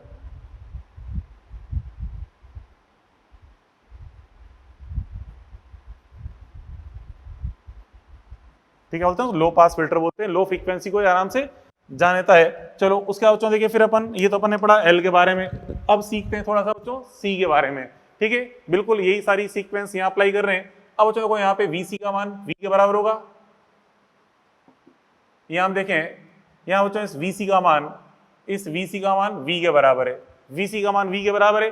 अब यहाँ पे वोल्टेज, इस संधारित्र पे वोल्टेज का मान पढ़ चुके हैं पहले, Q बराबर CV, तो V बराबर Q अपॉन C, तो इस वोल्टेज का मान क्या आएगा, Q अपॉन C आएगा, Q अपॉन C, और ये V नॉट तो क्या है, V बराबर V not sine omega t है। ठीक है, अब यहाँ से Q का मान निकालें, Q बराबर क्या आ जाएगा, C V naught sine omega T. देखिए हमारा उद्देश्य क्या है, हमें धारा निकालनी है, चाहे अवकलन करना पड़े चाहे समाकलन करना पड़े, धारा निकालनी पड़ेगी। यहाँ समाकलन करके धारा निकाली थी, यहाँ आवेश आ गया है, क्या कर डालें, अवकलन कर दें, उसका अवकलन धारा जाएगी। तो बच्चों आई बराबर क्या होता है, D Q upon D T. तो कर डालो इसका अवकलन, तो D Q upon D T करेंगे तो यहाँ से क्या आएगा, D Q upon D T करेंगे तो सी वी नॉट तो कांस्टेंट है, साइन ओमेगा टी का अवकलन क्या होता है, cos omega T into omega, cos omega T into omega, ये कर डाला इसका अपने अवकलन। ठीक है, तो यहाँ से क्या बन जाएगा बच्चों, यहाँ पे इस तरह से, चलो उसको नीचे नेक्स्ट टाइम मिलते हैं। ये आ जाएगा, देखिए सी वी नॉट तो कांस्टेंट है, साइन का अवकलन क्या हो जाएगा, cos omega T into omega, क्योंकि अंदर जो ओमेगा टी उसका अवकलन से गुणा करना पड़ता है। तो यहाँ पे देखिए अब ये जो आएगा मान, ये ओमेगा इंटू सी, ठीक है, ओमेगा इंटू सी को अगर यहाँ गुणा में आएगा, बाहर लिखेंगे तो इसको अगर मैं बटे में लिखना चाहूँ तो मुझे ऐसा लिखना पड़ेगा, V not upon 1 upon omega C, ऐसे लिखते हैं इसको। और फिर यहाँ पे कॉस फलन है, इसको मैं धनात्मक साइन के रूप में चेंज करूँ तो sign omega T plus pi by 2 लिखना पड़ेगा आपको। ये आ गया आई का मान। ठीक है, मतलब जैसे अपन ने यहाँ पे समीकरण लिखी थी वैसे समीकरण आ गई आई वाली। अब इसको लिख दें, आई बराबर I naught sine omega T plus pi by 2 लिखते हैं इस प्रकार से। तो चलो ये धारा की समीकरण आ गई है, जैसे अपन ने वहां पे धारा की समीकरण निकाली थी, यहाँ भी आ गई धारा की समीकरण। ठीक है, अब यहाँ पे जो आई नॉट है, यहाँ आई नॉट क्या बता रहा है, देखिए आई नॉट का मान कितना है, आई नॉट बराबर V not upon 1 upon omega C आपको दिख रहा है ये। ठीक है, और इसी को अपन क्या बोलते हैं बच्चों, V not upon X C. जैसे यहाँ पे एक्सएल लिखा था, यहाँ लिखते हैं X C, V not upon X C लिखते हैं यहाँ पे एक्स सी। जहाँ पे एक्सएल ओमेगा एल था, एक्स सी कितना है 1 अपॉन ओमेगा सी। ठीक है, जहाँ बच्चों X C is equal to, देख रहे हैं आप कितना है, X C 1 upon omega C के बराबर है, means 1 upon 2 pi F C है। ओमेगा को 2 पाई एफ रख दिया तो 1 अपॉन 2 पाई एफ सी, इसे हम बोलते हैं, जैसे यहाँ बोला था प्रेरकीय प्रतिघात, यहाँ बोलते हैं धारतीय प्रतिघात, धारतीय प्रतिघात। ठीक है, धारतीय प्रतिघात, क्योंकि बच्चों ये भी अपन देख रहे हैं फ्रीक्वेंसी पे डिपेंड कर रहा है, अर्थात इसका मात्रक भी क्या बच्चों, ओम है। ठीक है, मतलब ये भी प्रतिरोध जैसी एक राशि मान सकते हैं, प्रतिरोध बोलना गलत है क्योंकि ये फ्रीक्वेंसी पे डिपेंड कर रहा है, ये भी फ्रीक्वेंसी डिपेंड कर रहा है, बट ये फ्रीक्वेंसी पे डिपेंड नहीं करता।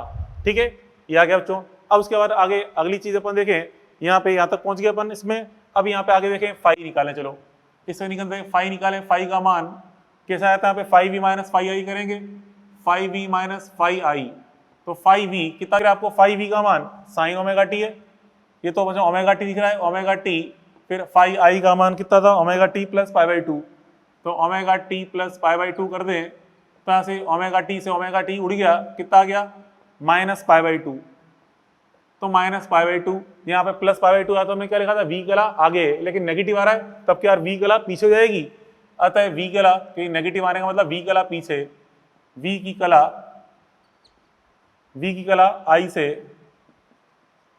आई से पाई बटा 2 पीछे है, ये मतलब है आई कला वी कला आई से पाई बटा 2 पीछे। अर्थात बच्चों आई को अगर मैं क्षैतिज दिखाऊं, आई को अगर हम क्षैतिज दिशा में दिखाएं तो वोल्टेज को दिखाना पड़ेगा नीचे की ओर, इस प्रकार से। ठीक है, वोल्टेज को नीचे की ओर दिखाएंगे यहाँ से क्लॉकवाइज दिशा में, तो फाई इक्वल टू क्या दिख रहा है बच्चों, नेगेटिव पाई बाई 2 हमें नजर आ रहा है। ठीक है, क्योंकि यहाँ पे क्लॉकवाइज दिशा में वोल्टेज है आई की तुलना में। ठीक है, अब तो उसके बाद फिर अपन देखा था यहाँ पे एक्सएल का मान, यहाँ पे एक्सी का मान देखें, यहाँ जो एक्सी आपको दिख रहा है, एक्सी का मान कितना था, 1 अपॉन 2 पाई एफ सी, 1 अपॉन 2 पाई एफ सी दिख रहा है। तो यहाँ से हम देख रहे हैं एक्स सी जो है समानुपाती 1 अपॉन एफ है, मतलब फ्रीक्वेंसी को बढ़ाया जाए तो एक्सी का मान, फ्रीक्वेंसी को बढ़ाया जाए तो एक्सी का मान घटेगा। ठीक है, अर्थात यहाँ पे जो ग्राफ आएगा अति परवलयिक रूप में ग्राफ आ रहा है कुछ इस तरह से।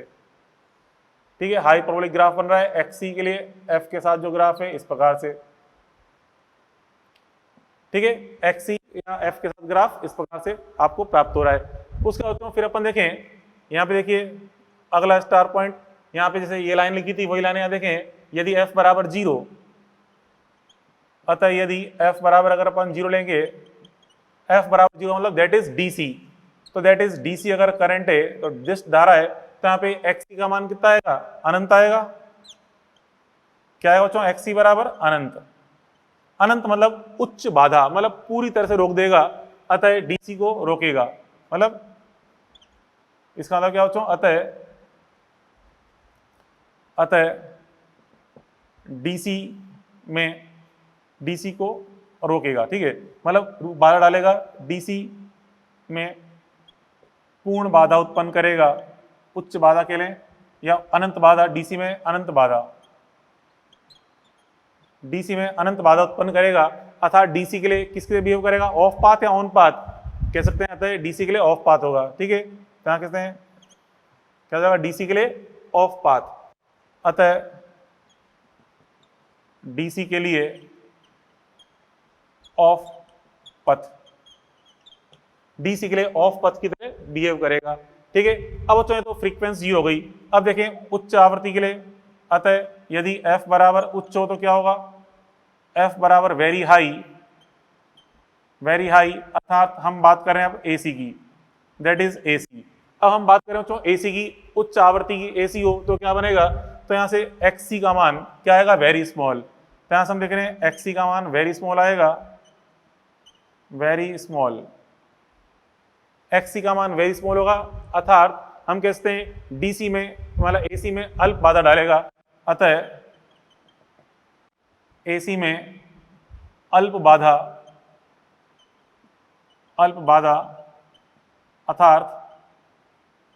अर्थात एसी को पास होने देगा। ठीक है, एसी को पास होने देगा,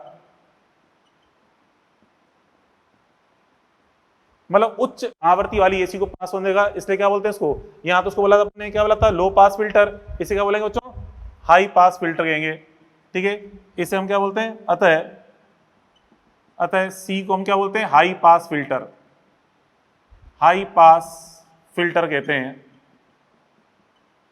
कहते हैं, क्योंकि हाई फ्रीक्वेंसी वाली एसी को ये आराम से गुजर देता है, पास हो जाता है, इसलिए यहाँ पे इस सी को क्या बोलेंगे, हाई पास फिल्टर बोलेंगे।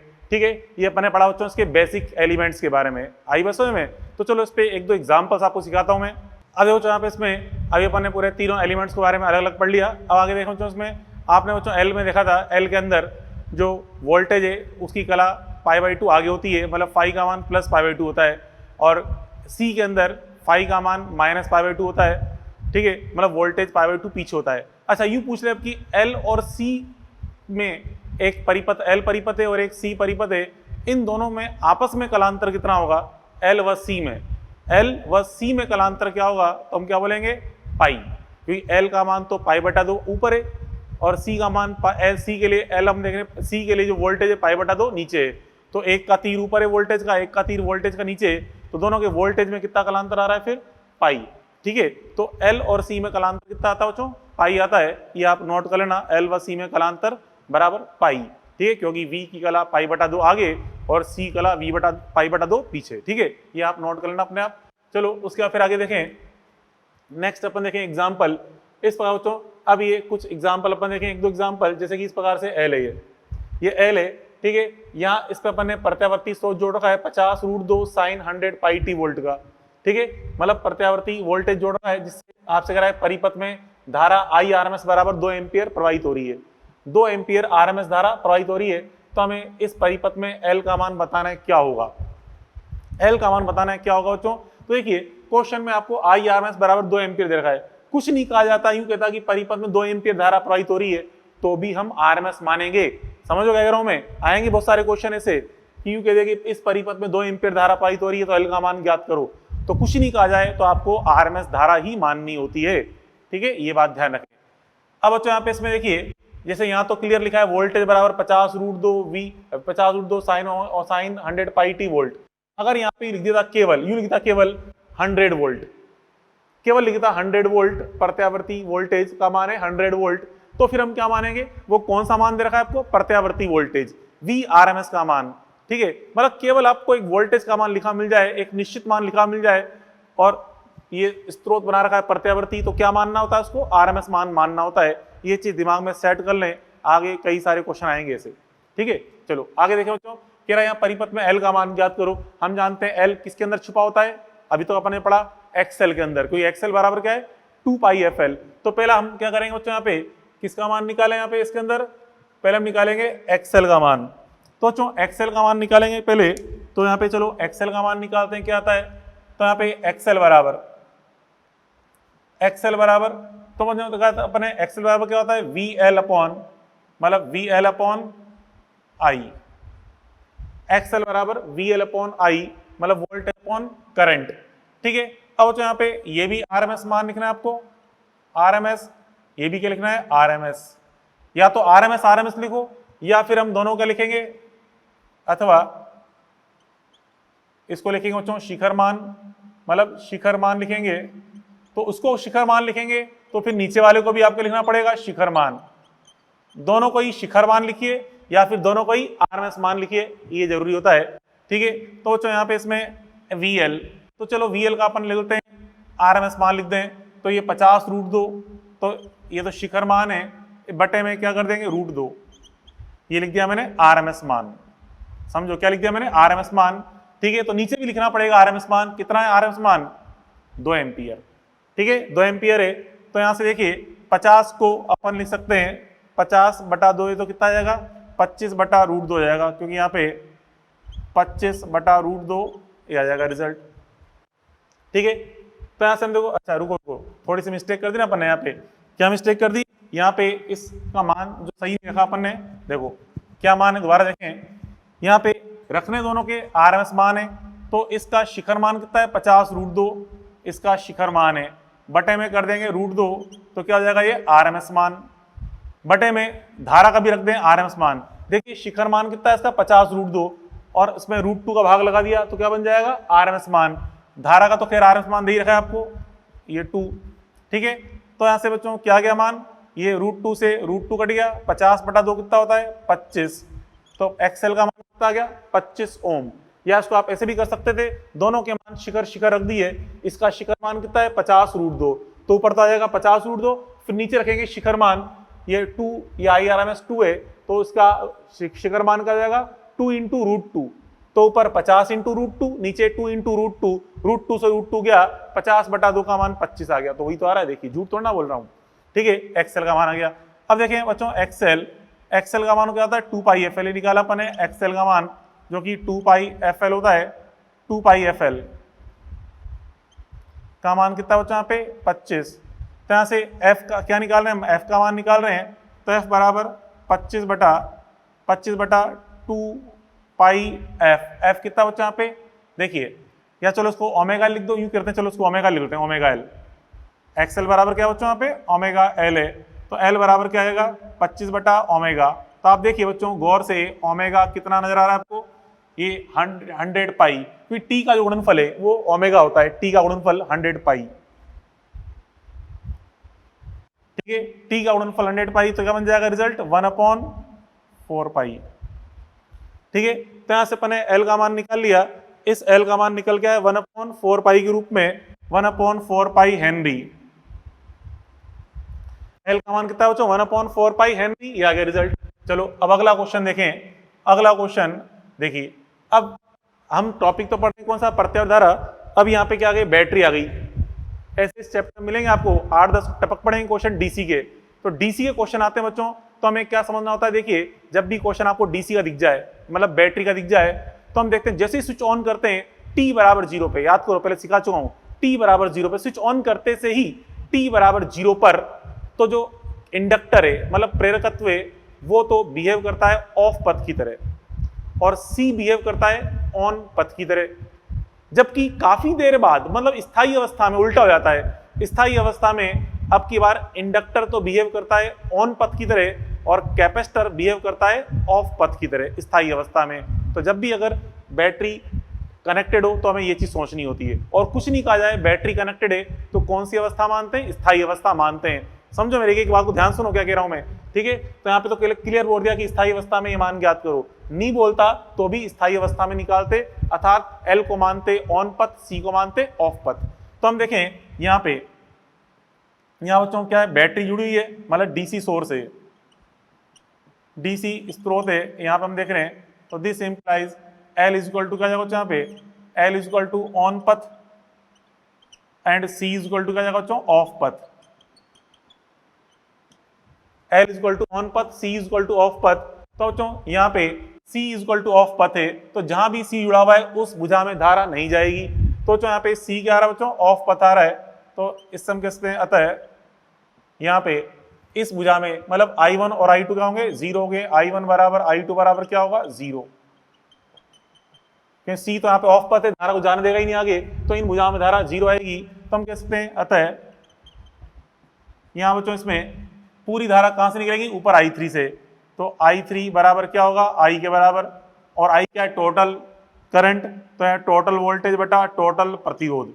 तो टोटल वोल्टेज बटा टोटल प्रतिरोध V नेट बटा R नेट। तो यहाँ से V नेट का मान तो कितना है, 12 वोल्ट की बैटरी है, और R नेट क्योंकि L तो यहाँ पे ऑन पथ हो गया था, तो यहाँ पे देखो इस R को काम में नहीं लेना क्योंकि इसमें धारा जा ही नहीं रही, इसमें नहीं जा रही, केवल इस बाहर वाले लूप में धारा प्रवाहित होती है। बाहर वाले लूप में जैसे 12 वोल्ट की बैटरी और एक 4 ओम का प्रतिरोध है, ये तो ऑन पथ हो गया है, तो 4 ओम का भाग लगा देंगे। तो कितना जाएगा मान बच्चों यहाँ पे, 3 एम्पियर। यह आ जाएगा धारा का मान 3 एम्पियर, यह आ जाएगा रिजल्ट। ठीक है, तो इस प्रकार से अपन ये ज्ञात कर सकते हैं। स्थायी अवस्था में ये मान अपन ने ज्ञात कर लिए। बात पहले पढ़ी, तो इस प्रकार से बच्चों ये अपन ने समझा। क्लियर? तो चलो आज के लिए खैर इतना बहुत है, बाकी अपन कल मिलते हैं। कल पढ़ेंगे आगे अपन श्रेणी क्रम संयोजन के बारे में। ठीक है, ओके, गुड बाय।